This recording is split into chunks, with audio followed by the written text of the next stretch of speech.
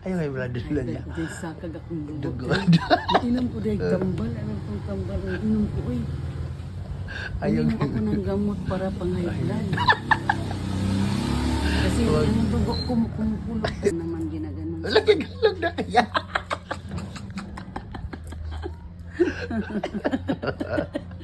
Tagalog na. Bakit naman ganyan daw? O si Tagalog o si Yaya o nagtagalog na o nag-ano ng sibuyas, dahon, ahos, at saka ano pa. Ano lulutuin mo ya? Parang ready na ready. Fried rice. Ay, fried rice lang. Mm. Kasi mainit na ang balbacoa. Saan si ano? Si yung Tatay Bear? si Tatay Bear mo. Nandoon sa Tagbilaran. Alanag. Kasama ng auntie ko. Ay, ano binili doon? Nagbiyahe sila. Nagbiyahe Pupunta sila sa abogado kasi yung mga lupa niya, inaano niya. Hindi naman niya inaasikaso niya ngayon kasi bago lang siya dumating. Baka babalik siya sa Australia.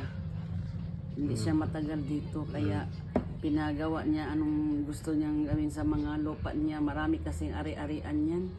44 properties din sa sa Philippines. Oh. Hindi, walang kasali sa ibang bansa. Sa Philippines lang yun. Oh. Yung Star Club, sa kanya na yan. Bilihin na daw. Binabayaran na niya. Sabi ng may-ari, pag natapos na mabayaran niya ang iyong bahay, yung ano na daw, yung Star Club na, yung para pang ano ba, negosyo. Baka sa susunod, pag uwi niya, balik dito, yan na, bibili na yan. May swimming pool din sa ilalim. Oh, talaga? Hindi ko nakita. Hindi ako na-inform ya. May swimming pool doon. Oh. So, pag si Madam na ang makabili, yung auntie mo, so pupunta tayo doon, maliligo tayo Oo, doon sa pupunta Star ako. Club. Sabi ni Mian kagabi, andyan na pala si Auntie Edita, hindi naman kayo nagsabi, kaya pala nakita ko kayong dalawang Joshua doon. Oh.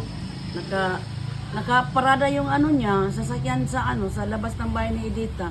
Nakita ko yung sasakyan ni Joshua. Oh. Sabi ko, ba't nandyan si Joshua? Ay, akala niya andyan pala si Auntie Edita. Sabi ko, binigyan ako ng overall. Yung si Homer, binigyan din ng sapatos na original, bago.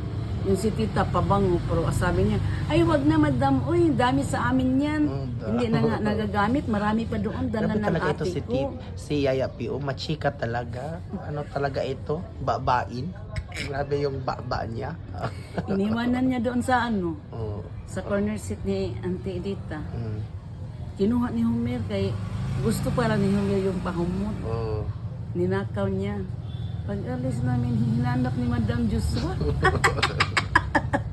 Sabi niya, wag na Madam. Kung pag alis namin, hinanap niya. Kung nasaan yung pabango Bilisan dito. mo para makapagsaing ka na kasi nagugutom na si Kid. Sige na, guys, yan muna for today. Bye-bye.